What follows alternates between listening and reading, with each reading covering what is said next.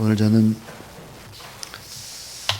영광과 희망의 문을 여는 교회, 그런 제목으로 하나님의 말씀을 전하겠습니다. SBS에서 스타킹이라고 하는 그런 곳에 소개된 그런 이야기인데요. 아주 짧은 기간 동안 1년 동안 피아노를 마스터한 김민수라고 하는 15살 그런 소년의 이야기입니다. 이 발달장애를 안고 있는 이 김군의 지능은 3세 수준이다. 그러면 3세. 누가 도와주지 않으면 밥을 먹을 수도 없고 옷을 입을 수도 없고 화장실에 갈 수도 없습니다. 3살 때 아주 심한 고혈을 앓은 뒤에 지능 발달이 멎어버렸습니다. 이 김군을 어머니는 특별한 사랑으로 보살폈습니다. 어머니의 잘못으로 아이가 이렇게 됐다, 이런 자책감 같은 것들이 어머니한테 있었죠. 그래서 이제 지능은 이제 3살 수준이지만 몸이라도 잘 자라는 것을 늘 바라보며 감사했다고 하죠. 이 감사가 김군에게는 기적을 만들어냈다고 합니다. 김군이 피아노를 만났습니다. 자, 피아노를 배운 지 1년도 채 되지 않아서 숙련된 피아니스트도 치기 어려운 쇼팽의 음악을 악보도 없이 아주 완벽하게 연주해낸 것입니다. 피아노 천재라고 하는 이루마라고 하는 사람이 피아노를 치자 이를 듣고 하나도 틀리지 않고 그대로 절대 음감으로 쳐버렸습니다. 자, 세상과 단절돼서 혼자 이제 보내는 시간들이 많은 이 김군에게 어떻게 이런 기적이 가능했을까 하는 것입니다. 어머니는 민수가 아무것도 할 수 없었지만 피아노를 칠 수 있다는 것 하나만으로 너무 감사했고, 그래서 그 놀라운 기적의 역사로 피아노를 치는 것을 그렇게 즐거워했다고 합니다. 자, 감사라고 하는 것은 여러 가지로 긍정의 힘을 나타내는데요. 미국의 힘층 뉴스 TV 프로그램 인사이드 에디슨의 진행자로 유명한 데보라 노빌이라고 하는 사람이 0.3초의 기적이라는 책을 썼습니다. 0.3초. 0.3초가 뭘까? 땡큐 하는데 0.3초가 걸린다는 거예요. 감사합니다. 0.3초. 이 감사의 힘이 위대한 성공을 이루었다는 거예요. 0.3초의 습관이 기적을 만들어낸다 하는 것입니다. 감사합니다. 0.3초밖에 안 걸린다는 거예요. 이걸 늘 습관으로 말하는, 아예 습관이 되어버리는 그런 여러분이 될 수 있기를 주의 이름으로 축원합니다. 저희 교회가 창립된 지 29년이 됐습니다. 참 돌아보면 참 감사합니다. 얼마나 감사한지 모르겠습니다. 이 감사는 성숙한 사람만이 가질 수 있는 것입니다. 어린아이들에게는 감사를 찾아보기 어렵죠. 자, 영적으로 정신적으로 가장 높은 차원의 최고의 표현이 바로 감사입니다. 감사. 그래서 오늘 저는 우리 교회가 참 하나님 앞에 얼마나 감사한가를 생각하면서 영광과 희망의 문을 여는 교회, 그런 제목으로 이제 하나님의 말씀을 잠시 전하려고 합니다. 1541년이었습니다. 스위스 제네바 시의회가 종교교역자 깔뱅을 목회자로 다시 초청을 했습니다. 깔뱅이 쫓겨났었거든요. 다시 초청을 했는데 제네바에 돌아온 깔뱅이 시의회 회원들 앞에서 했던 말이 무엇일까요? 자, 쫓겨났던 사람이 다시 돌아와서 어떤 연설을 했을까? 이런 연설이었습니다. 만약 여러분이 진심으로 나를 부른 것이라면 여러분 가운데 만연해 있는 범죄와 방탕함을 꼭 청산하십시오. 내 생각에 이 복음의 가장 큰 적들은 교황도 아닙니다.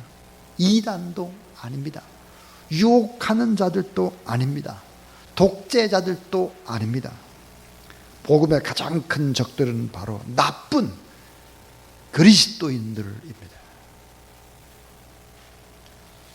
자, 가장 큰 적이 뭘까? 교황이 아니라는 거예요. 이단이 아니라는 거예요. 유혹하는 들도 아니라는 거예요. 독재자도 아니라는 거예요. 정치가들도 아니라는 거예요.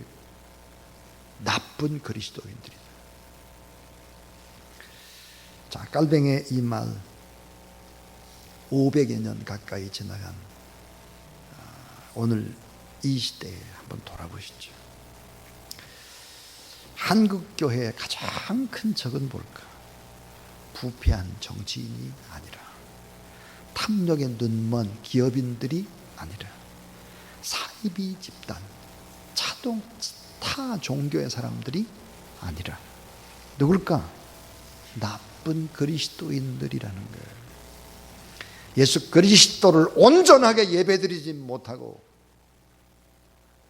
의식적인 예배만 끝나는 것이 아니라 삶의 예배가 없는 나쁜 그리스도인들 때문이다. 복음의 본질에 많이 떠나 있고 마땅히 해야 될 빛과 소금의 역할들을 게을리했고 세속적인 가치관에 물들어 있는 바로 내가 문제고 바로 우리 교회가 문제 아닐까 하는 생각이 듭니다. 자, 한국 교회를 언제부턴가 이제 바라보기를 어떻게 바라보는가? 한국 교회는 부자다라는 시각으로 바라보기 시작해서 부자다, 부자. 몇몇 대형 교회들이 수백 수천억 원을 들여서 초대형 성전을 건축했죠. 이런 모습들이 결국은 이 기독교는 부자로 비춰지기 시작을 했습니다. 부자. 또 하나, 이 한국의 기독교가 어떻게 비춰지기 시작했을까?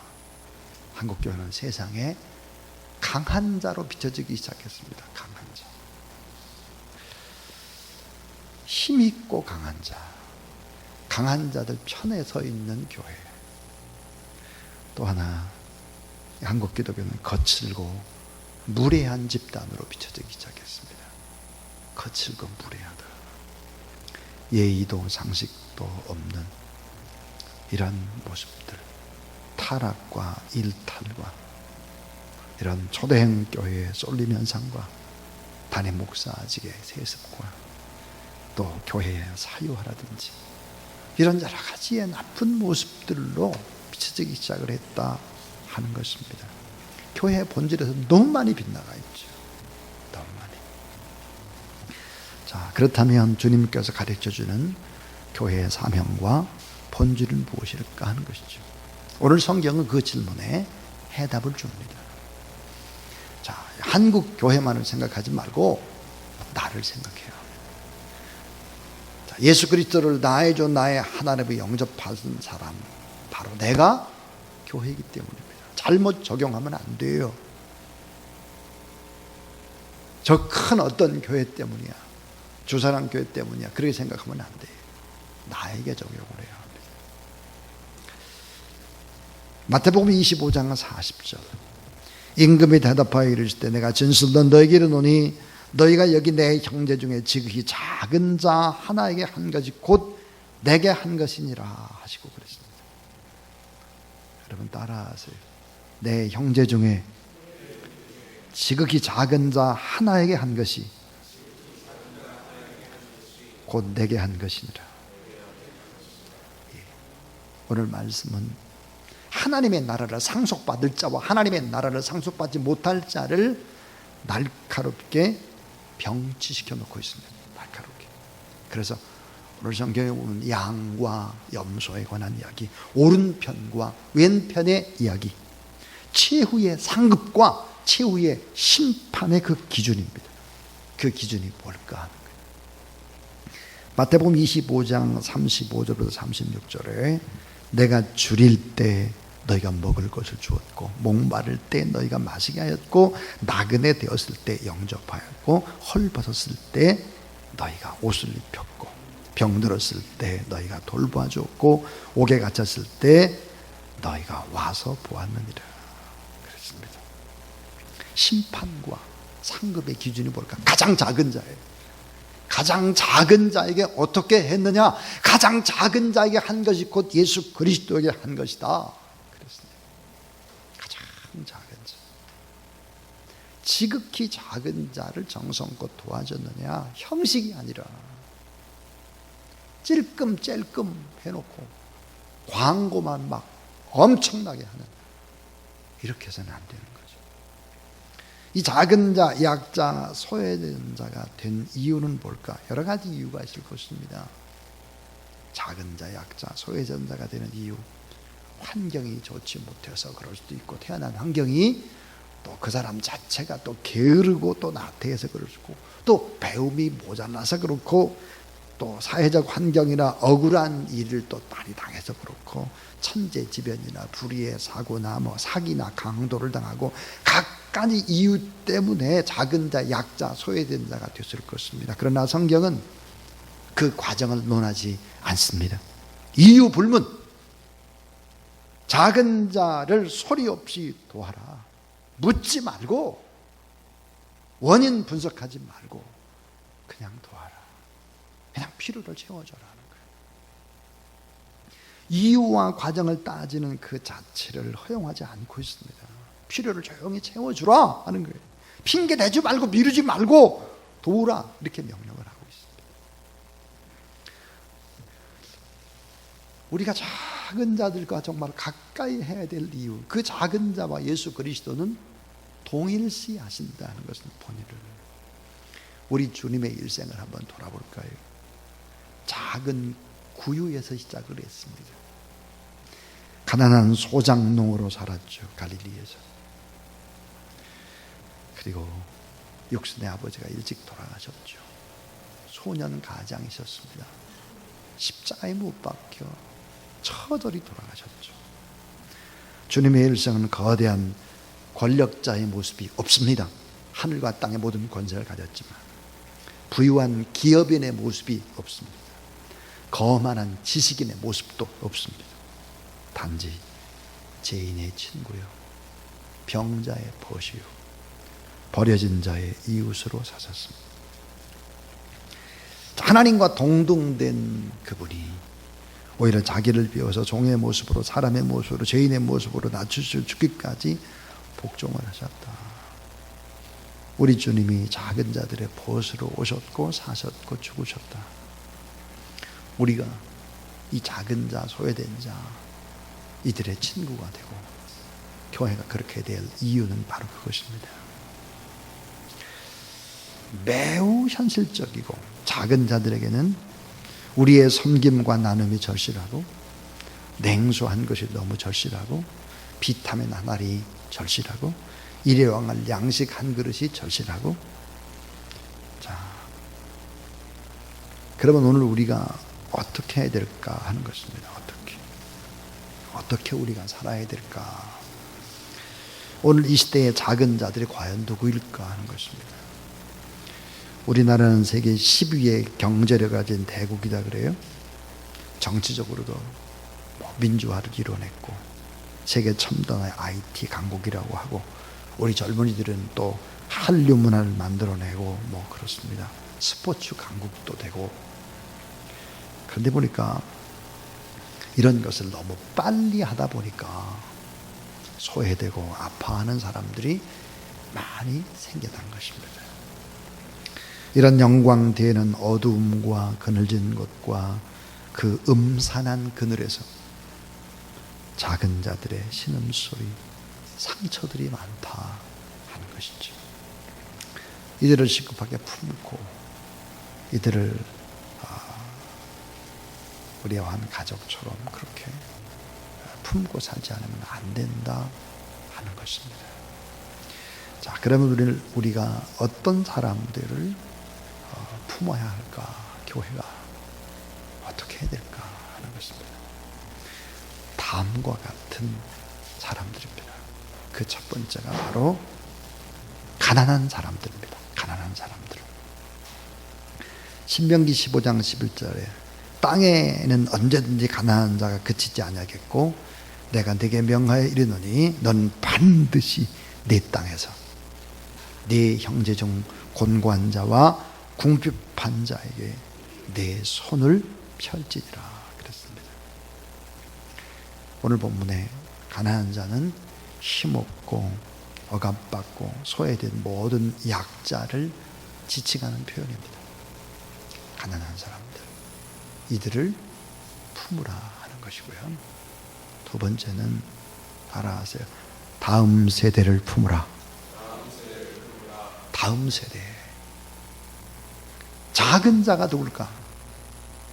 다음 세대입니다. 자녀들이죠, 자녀들. 광야 40년 후에 약속의 땅에 들어간 그런 다음 세대 많지 않았잖아요. 오늘 우리도 마찬가지. 인구 절벽. 100명 중에서 예수 그리스도를 믿는 사람들 조사해보면 그저 2-3명. 절벽입니다. 다음 세대의 희망과 꿈과 역사의 주역이 될 생명력 넘치는 젊은이들, 하나님을 알지 못하는 다음 세대들, 이방신을 섬기는 다음 세대들, 그럼 그 다음 세대는 망하는 것이잖아요. 아무리 어려워도 교회가 사랑의 교육으로 정말 교회 학교, 중고등부, 청년부를 위해서 온 힘을 기울이지 않으면 안 된다 하는 것이죠. 다음 세대의 자녀들이 바로 작은 자들이다. 또 하나, 이 세 번째는 장애우들입니다. 장애우들. 2010년도 보건복지부 통계를 보면 우리나라 전체의 장애우 수가 300만 명이 넘어서고 있습니다. 매년 10만 명씩 증가한다 그랬는데 우리나라의 경우 80에서 90% 정도는 선천성 장애가 아니라 후천성 장애다 그랬어요. 후천성. 그러니까 우리가 참 이 고통하는 이웃들을 늘 돌아봐야 할 문제 가운데 하나죠. 또 하나 있습니다. 그것은 바로 다문화 가족입니다. 다문화. 자, 우리나라 동남아 저개발 국가에서부터 이주한 그런 이주민 노동자들이 200만 명이 넘어섰습니다. 특별히 그 자녀들의 문제가 심각해지고 있죠. 그들이 성장해서 대학도 가고 군대에도 입학하고 취업도 결혼을 해야 되는데 이처럼 차별 대우 이런 상황 속에서는 어려운 것이죠. 성경에 보니까 그랬습니다. 구약 성경에 결혼 이민자였던 모압 여인 룻이 다윗 왕의 조상이 됩니다. 가나안 여인 라합도 바로 예수 그리스도의 조상이 되죠. 이방 여인 라합도.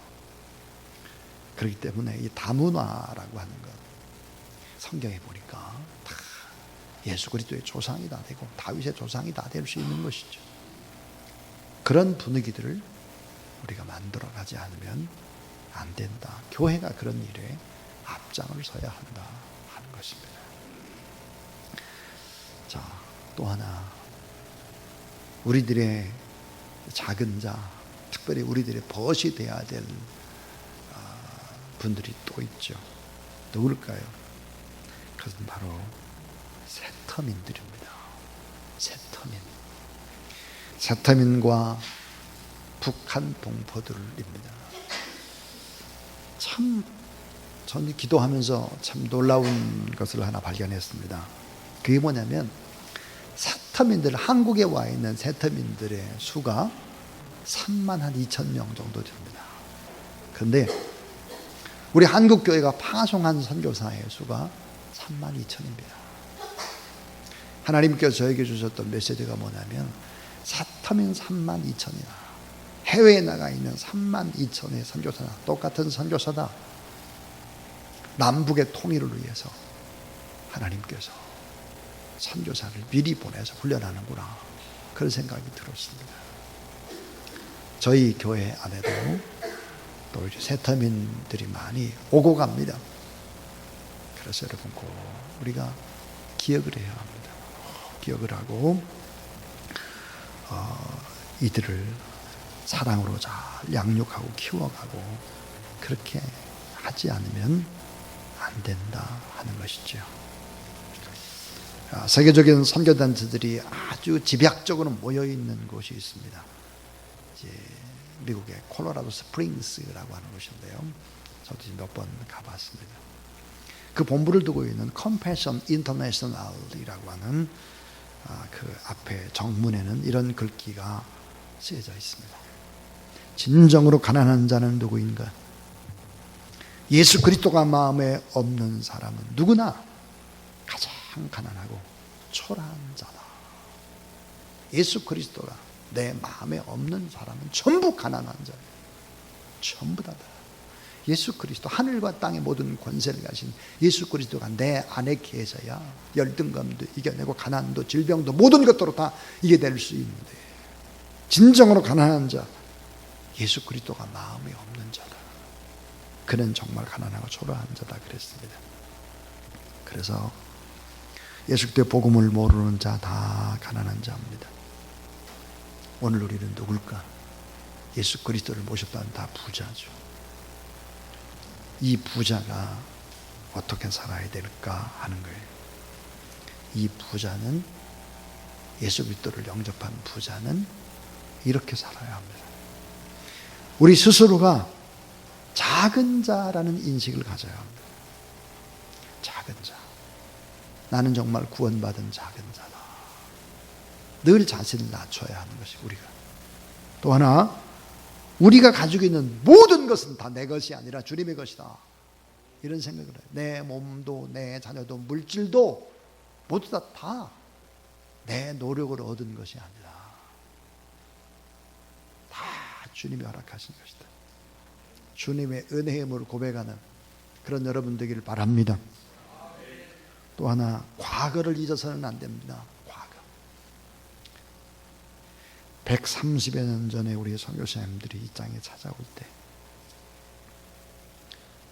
정말 그들이 우리에게 희망, 교회가 희망이었고 교회는 바로 영광의 빛이었죠.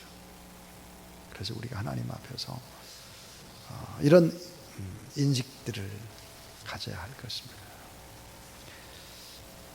제가 주님의 은혜만을 기억하면서라고 하는 글을 썼는데, 이 글을 기도 대신에 읽고 설교를 마치려고 합니다.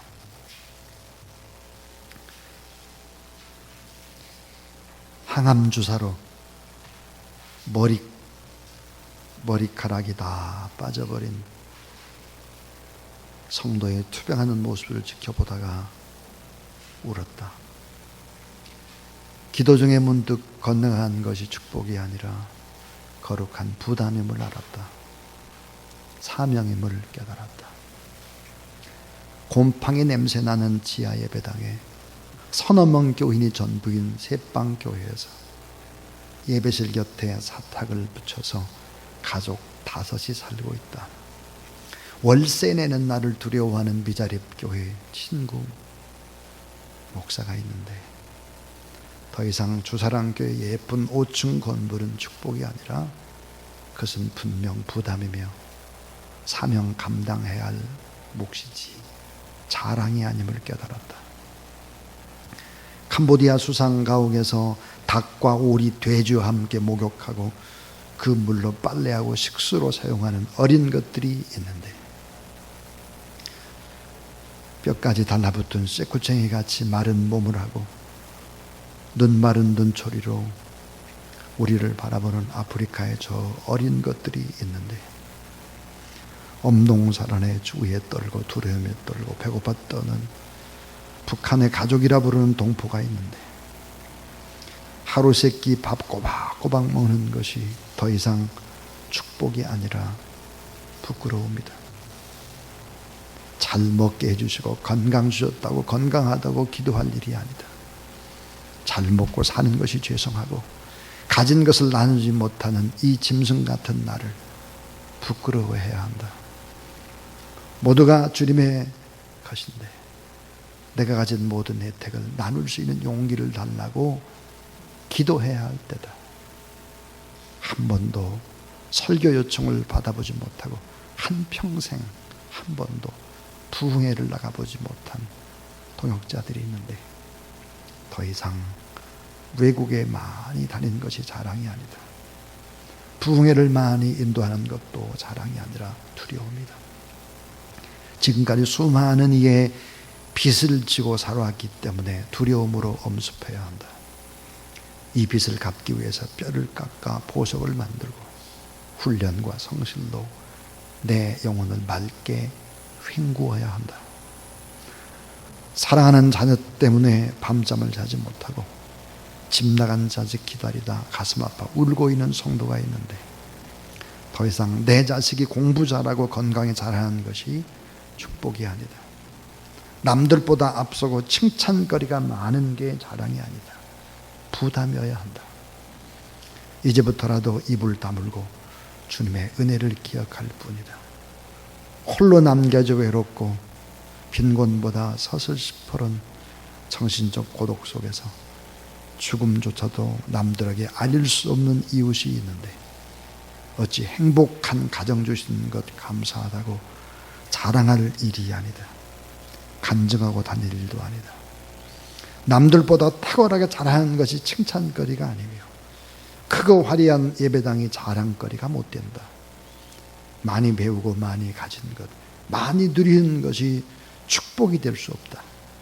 그것은 자랑이 아니라 두려움이다. 입 다물고 겸손히 주님의 은혜를 기억해야 할 때다.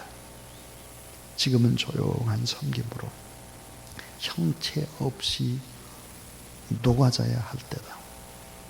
더 작아져서 소리 없이 썩어져 거름이 되어야 할 때다. 이것이 오늘 우리들과 교회의 사명이다. 이것이 주님의 마음을 품은 우리의 몫이다.